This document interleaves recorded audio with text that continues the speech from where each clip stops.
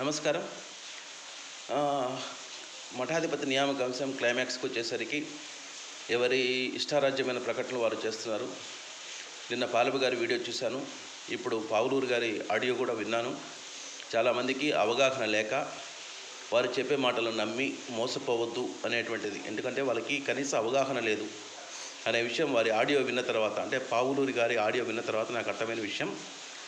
ఇక్కడ మఠం యొక్క డాక్యుమెంట్స్ సంబంధించినటువంటి సమాచారంపై వారికి ఏమాత్రం అవగాహన లేదు, మొదటిది. రెండవది, పాలెపు గారు చేసినటువంటి వీడియోలో వారికి చట్టంపై అవగాహన లేదు అనేటువంటిది. ఈ రెండు కూడా ఈ వివరంగా చెప్పడానికి ఈ వీడియో చేయడం జరుగుతుంది. ఇక్కడ 4 అంశాలు. మొట్టమొదటిది వచ్చేసి పావులూరు గారు చెప్పినట్టు ఎవరైనా సరే కంటెస్ట్ చేయొచ్చు అనేటువంటిది. సో ఏమాత్రం అవగాహన లేని అంశం అది. 1964లో శ్రీ శ్రీనివాస స్వాముల వారు మఠాధిపతిగా ఉన్న సమయంలో కోర్టుతో ఒక కాంప్రమైజ్ డిగ్రీ చేసుకొని కొన్ని నిబంధనలు రాసుకున్నారు. ఆ ప్రకారం బయట వ్యక్తులు ఇక్కడ మఠాధిపతి అవకాశమే లేదు, కాబట్టి ఎవరో వచ్చి కంటెస్ట్ చేస్తారు అనేటువంటి ఆరోపణ, అవగాహన లేని మొత్తం. సో ఇక్కడ కేవలం మఠాధిపతి కుటుంబ సభ్యులు మాత్రమే, అందులో కూడా ప్రథమ కుమారుడైనటువంటిది మాకున్నటువంటి ఎవిడెన్స్ యాక్ట్. సో ఆ కాగితాలు ఏం తెలియకుండా ఊరికే కూర్చొని జనాల్ని మభ్యపెట్టడం అనేటువంటిది పావులూరి హనుమంతరావు గారికి ఏమాత్రం తగదు. మొన్న వచ్చినప్పుడు కూడా డాక్యుమెంట్స్ ఇస్తే పంచాయతీ చేస్తాను నన్నే వివరంగా పిలిచి అడిగారు. నేను ఇవ్వదలుచుకోలేదు. అందువల్ల అదేదో మనసులో పెట్టుకొని మా మీద దుష్ప్రచారం చేస్తున్నట్టుగా నాకు అర్థమైనటువంటి విషయం. ఇక రెండవది, అదే అడ్వకేట్ చేస్తూ మఠాధిపతి మరణించేంత వరకు, అంటే బ్రహ్మైక్యం చెందే వరకు కూడా ఎక్కడా కూడా తిరగలేదు అని ఇదే ఆరోపణలు మారుతమ్మ గారు ఒక రిపోర్ట్ ఇస్తే దానికి సవివరంగా 2016, 17, 18, 19, 20, 21 అంటే బ్రహ్మైక్యం చెందే ముందు వరకు ప్రతి సంవత్సరంలో వివిధ కార్యక్రమాలు వివిధ ప్రాంతాల్లో వెంకటేశ్వర స్వామి గారు పర్యటించేటువంటి పేపర్ క్లిప్పింగులు, ఆడియో వీడియో క్లిప్పింగ్లు అన్నీ కూడా జత చేసి ప్రభుత్వానికి ఇవ్వడం జరిగింది, ధార్మిక పరిషత్ సంబంధించిన అధికారికి. సో వెంకటేశ్వర స్వామి గారు ఆధ్యాత్మిక చింతన లేదు అనేటువంటిది తప్పు. దానికి ఆ డాక్యుమెంట్ ఎవిడెన్స్ కూడా ఆల్రెడీ ఈ రిపోర్ట్ కూడా జత చేశాము. ఆల్రెడీ ఒక కాపీ మారుతమ్మ గారు కూడా వెళ్ళుంటుంది. అది పాలెపు గారు పావులూరు గారు చదవకుండా ఉంటే మనం ఏం చేయలేం దానికి. రెండవది, సన్యాస మఠం వేరు, ఇక్కడ ఉండేటువంటి గృహస్థ ధర్మ మఠం వేరు. ఇక్కడ సన్యాస మఠాలు ఏంటంటే చాలామంది అదే అనుకుంటారు, అదే అవగాహన లేక చాలామంది చేస్తున్నటువంటి పని ఇది. సన్యాస మఠంలో ఉండేటువంటి అక్కడ శిక్షణ పొందేటువంటి శిష్యులు ఎవరైనా సరే చిన్నప్పటి నుంచి కూడా సన్యాసం తీసుకొని ఆధ్యాత్మిక సేవలో ఉంటూ వేదము సంబంధించినటువంటి పరిజ్ఞానం ఇవన్నీ కూడా చేసుకోవడం అక్కడి పద్ధతి. బట్ ఇక్కడ అలా కాదు. ఇది సనాతన ధర్మంలో ఉన్నటువంటి రాజయోగ గృహస్థ ధర్మం. సనాతన ధర్మంలో పిల్లల పెంపకం, పెళ్లి, వివాహం, ఉపనయనం ఇవన్నీ కూడా జరుగుతాయి. ఆ ప్రకారమే అప్పటి మఠాధిపతి వీరబాబు వసంత వెంకటేశ్వర స్వాముల వారు కావచ్చు, తర్వాత శ్రీ వెంకటేశ్వర స్వామి గారు వచ్చు, వివాహం చేసుకున్నారు, పిల్లలు ఉన్నారు, పోషణ అనేది జరగాలి. ఒకవైపు న్యాయవాద వృత్తి చేస్తూనే తమ కుటుంబాన్ని పోషించుకుంటూనే ఆధ్యాత్మిక కార్యక్రమాల్లో పాల్గొనేటువంటి ఆధారాలన్నీ కూడా మేము జత చేసి ఉన్నాము. సో పావులూరు గారి ఆరోపణలు ఎవరైతే ఉన్నాయో అవన్నీ కూడా తప్పుడు సమాచారంగా భావించవలసి ఉంటుంది అని చెప్తున్నాను.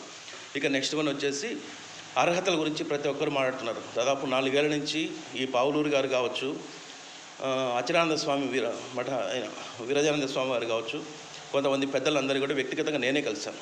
కాదు అని వారిని చెప్పమనండి. పెద్దలు మీరు జోక్యం చేసుకోండి బాగుంటుంది అని అడిగితే, కుటుంబ విషయం మాకేం పని, మీరు చూసుకోండి అనే రేపులో సమాధానం చెప్పారు. ఈరోజు కోర్టు తీర్పు ఇచ్చిన తర్వాత 6 వారాల్లో పరిష్కారం చేయమని చెప్పిన తర్వాత ఇప్పుడు వచ్చి మేము పంచాయతీ చేస్తాం, మేము చెప్పినట్టు వినాలి. మొదట్లో చేయొచ్చు కదా. ఇప్పుడేమో ఒకరేమో అర్హతలు అంటున్నారు. అర్హతలు అండి. అర్హత లేకుండా ఇక్కడ స్వామివారి బుక్కులో పుస్తకాల్లో కూడా అర్హత గురించి స్పష్టంగా రాశారు. స్వామివారి మఠం యొక్క ఉద్దేశాన్ని, స్వామివారి యొక్క ఏవైతే కాలజ్ఞానం రాశారో, సంఘ సంస్కరణలు చేశారో వాటన్నిటిని కూడా జనంలోకి తీసుకెళ్లాలనేటువంటిది ప్రథమ ఉద్దేశం. దాన్ని స్పష్టంగా షష్ఠిపూర్తి మహోత్సవ పత్రికలో ప్రత్యేక సంచిక విడుదల చేశారు. అందులో వీరభోగ వసంత వెంకటేశ్వర స్వామి వారు మఠాధిపతిగా ఏం కావాలి అనేటువంటిది స్పష్టంగా వివరించారు. అవన్నీ కూడా చూడలేదు వీళ్ళు. అవన్నీ డాక్యుమెంట్ మేము పెట్టాం, ఇవన్నీ మేము బహిరంగం చేయలేదు, బట్ చెప్తున్నాను. దాని ప్రకారం ఇక్కడ ఏదేదో వేదం రాదు, ఆది లేదు, ఉపనిషత్తులు, ఇదేం మేము వేద పాఠశాల నడపడం లేదు, మఠాధిపతులు వేద పాఠశాల నడిపేవారు కాదు. అలా అని వెంకటేశ్వర స్వామికి పరిజ్ఞానం లేదు అనేటువంటి అవగాహన కూడా తప్పు. వారి నాన్నగారు ఉన్నప్పుడే, వారి నాన్నగారి స్వయంతోనే చింతాడ విశ్వనాథ శాస్త్రి గారు శిక్షణ వద్ది, దానికి సంబంధించిన డాక్యుమెంట్స్ అన్నీ కూడా మా దగ్గర ఉన్నాయి. ఆల్రెడీ వాళ్ళకి సంబంధించిన వేదం గురించి కానీ ఇటీవల కూడా మళ్ళీ దానికి సంబంధించినటువంటి అన్నీ కూడా చదువుకున్నారు. బట్ ఇక్కడంటే వేదం చెప్పాల్సిన అవసరం ఏముంది?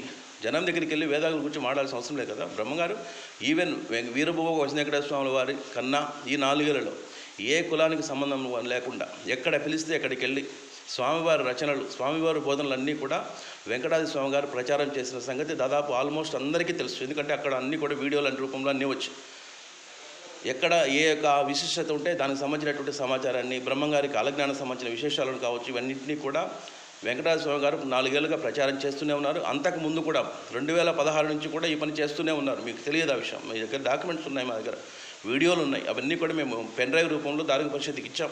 రేపు ఇస్తున్నాం, సబ్మిట్ చేస్తున్నాం. ఇవేవి అవగాహన లేకుండా మాట్లాడడం తప్పు. పావులూరు గారు, మీ యొక్క వ్యక్తిగతమైనటువంటి ఏవైనా ఉంటే అవగాహన పెంచుకొని మాట్లాడవలసిందిగా బహిరంగంగా మీకు తెలియజేస్తున్నాం. ఈ విషయాలన్నీ తెలుసుకొని మాట్లాడి ఉంటే బాగుండేది. ఎందుకంటే మన ఇద్దరికి మధ్య మంచి సంబంధాలే ఉన్నాయి. కానీ సమాచారం కూడా తీసుకోకుండా ఆ విధంగా ఎవరైనా వచ్చి మఠాధిపతి కావచ్చు, వెంకటేశ్వర స్వామి వారు అసలు అడ్వకేట్ పూజ చేసుకుంటూ ఆధ్యాత్మిక చిత్రం లేదు, వాళ్ళని చనిపోయేంత వరకు అసలు తిరగనే లేదు అనేటువంటి ఆరోపణ చేయడం అనేటువంటిది చాలా తప్పు. మీరు వస్తే కన్నా మీకైనా డాక్యుమెంట్ మేము పబ్లిక్ చేయకూడదు కాబట్టి మేము పబ్లిక్గా పెట్టడం లేదు. మీరు మఠం వస్తే ఆ డాక్యుమెంట్స్, ఆ వీడియోలు అన్నీ కూడా నేను చూపించడానికి నేను సిద్ధం. ఇక నిన్న పాలపు గారు ఒక వీడియో చేశారు. పరమ అవగాహన లేని ఎవరైనా గూగుల్లోకి వెళ్ళేసి ఏపీ ఎండోమెంట్ యాక్ట్ సెక్షన్ 52, 53, 54 అని కొట్టండి, డీటెయిల్గా వస్తుంది. ఇప్పుడేదో తాత్కాలిక మఠాధిపతి నియామకం మాత్రమే చేస్తుందని చెప్పేసి వారు ఒక వీడియో వింటే ఇంకా మాకు ఎలాగూ రాదు, వెంకటేశ్వర స్వామి కూడా తాత్కాలికంగా ఉంటారని ఇండైరెక్ట్గా జనాన్ని మభ్యపెట్టే ఉద్దేశం తప్పు. సెక్షన్ 52 మాత్రమే తాత్కాలిక మఠాధిపతి నియామకం చేస్తుంది. హైకోర్టు తీర్పు ప్రకారం సెక్షన్ 54(2)లో ఇప్పుడు భాగంగా జరుగుతున్నటువంటిది. సెక్షన్ 53 అనుగుణంగా నియామకం చేస్తుంది. సెక్షన్ 15 అనేది కేవలం కంప్లీట్గా శాశ్వత మఠాధిపతి నియామకం కోసం మాత్రమే. ఇది స్పష్టంగా తెలుసుకోవాలి. పాలపు గారికి ఏమాత్రం అవగాహన జనాన్ని అమ్మబెట్టడానికి మాత్రమే ఈ విధంగా చేస్తున్నారు.